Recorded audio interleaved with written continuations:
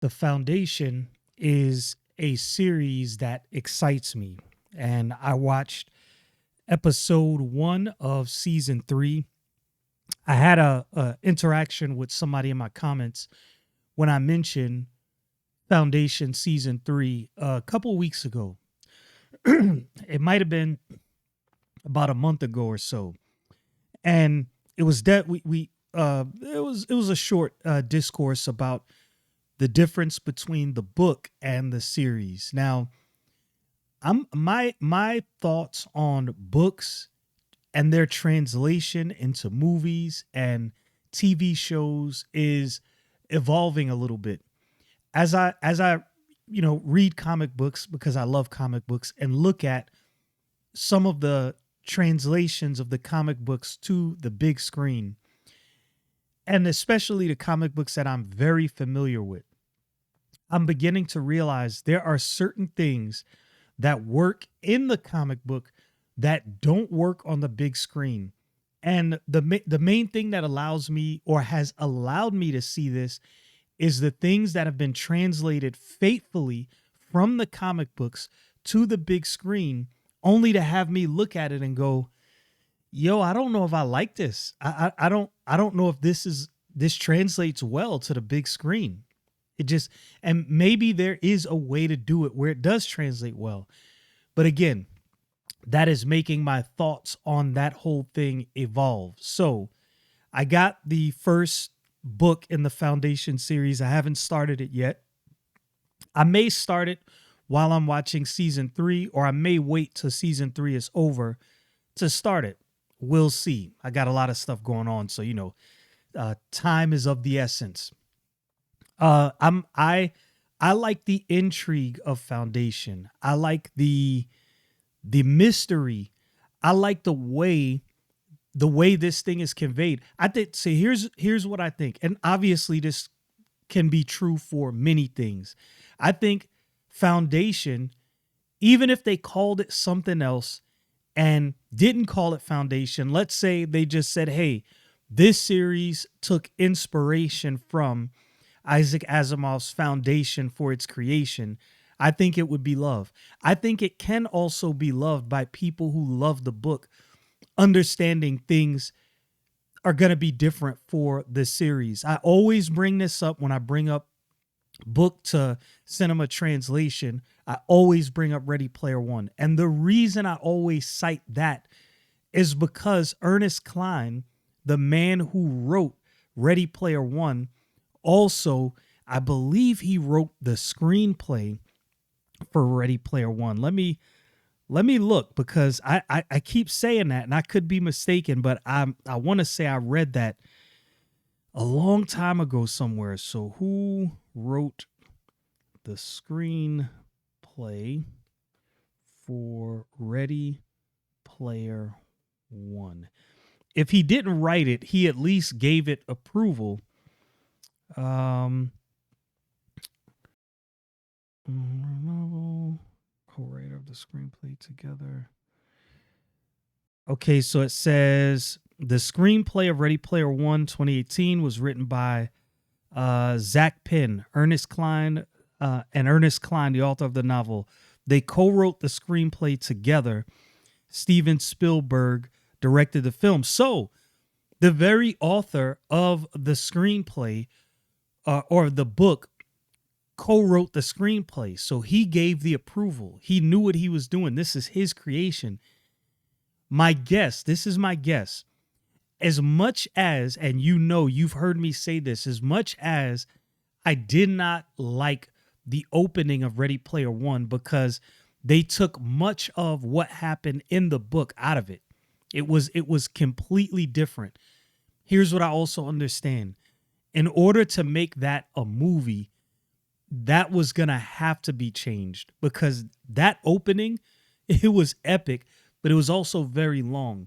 Even if you did it in a TV show, you could have spent an entire season on just getting that first key. Now, I would have had no problem with that being a series and doing that. Even so, when I begin to think about that, I'm like, would that actually work? One season on getting one key. And what I'm doing is I'm evaluating the complaints that would probably inevitably come. Because you have to, I am realizing the older I get, this doesn't mean things aren't worthy of criticism. And I want you to understand that. But the older I get, the more I realize it's easy for me to Monday morning quarterback and say, yo, I don't like this. This should have been done this way, and this would have been much better. Yeah, but then when you actually start thinking about it and start making considerations beyond what you would initially think, like, okay, people complain, and I realize this watching movies that are celebrated across the board or somewhat across the board. There are people that have heavy complaints, and you can find all of them online.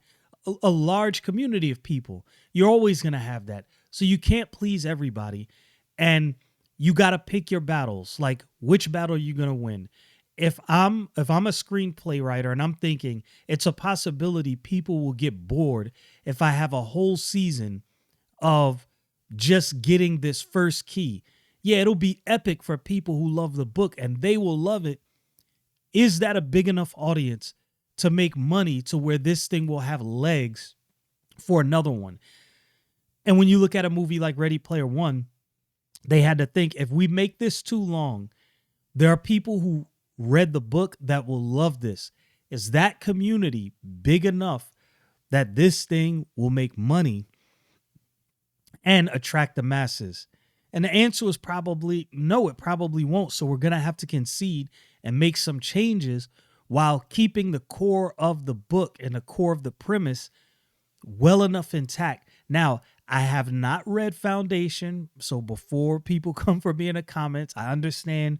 I can already hear the keyboards typing. This thing is not even close to the book. Look, I hear you. Haven't read the book yet. Without reading the book, this series is phenomenal. Just like, I think I've said this before, I didn't like Ready Player One in the way the first key was gotten, but I can recognize this movie is good, and I understand that people are going to love this movie. The movie's great. I just have my gripes because I read the book, but I'm a niche audience, and I think it's the same thing falls for Apple TV is creating a show. They want this show to be attractive to the masses. You're probably not going to get, how can I say this? You're not going to be able to get everyone who read the book, because books are always better than a TV show or a series. I don't think that's ever going to change, because your imagination has an unlimited budget.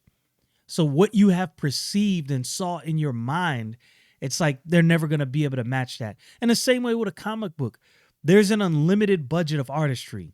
Whatever the artist wants to draw, he can draw.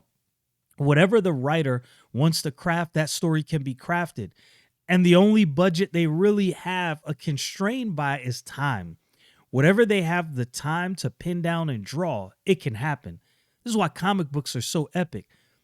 You can't necessarily always translate that to the big screen in the same way. I'm beginning to understand this slightly, and there's going to be a lot of people who disagree with me. So season 1 of Foundation, brain just short-circuited there. You get a time jump. You're 152 years into the future, and this is after the second crisis, the fall of Terminus. And you have Gail Dornick. She's kind of doing the narration in the beginning, and the Mule is introduced. This is this dude who has psychic abilities that can pretty much take over anybody's mind and have them do whatever he wants, and he is dangerous. This presents a problem.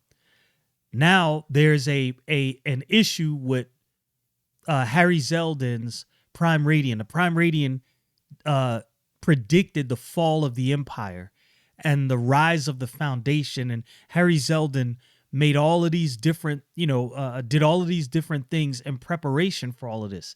He was able to do all of this through math. His mathematical calculations were impeccable, but now there's a problem. The prime radian, now that the Mule has been introduced, it kind of has a snafu. It can't calculate beyond this one point.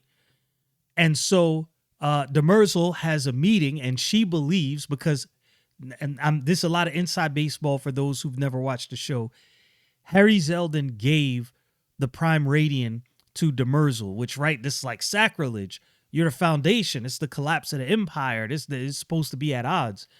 But he saw what was coming. And this is what I think, again, never having read the book, maybe this is covered in a book, maybe this is not, maybe it's completely different. What I think is, because Demerzel is an android, I can't remember what they call themselves. Anyway, she's an automaton. She's a robot, right? I don't think the Mule is going to be able to do anything with her. And I think she is the key to defeating him. And I think that's why Harry Seldon gave her the prime radian, even though that seems like sacrilege. And all of these things playing out I like the way this show goes. I like the things that happen. I like what I see. It keeps me intrigued, and I'm sticking to my guns. I've said this, and I'm going to say it again.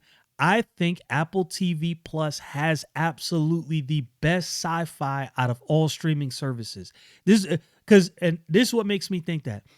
I often think, okay, I'm going to cancel some of my streaming services because I don't need all of these.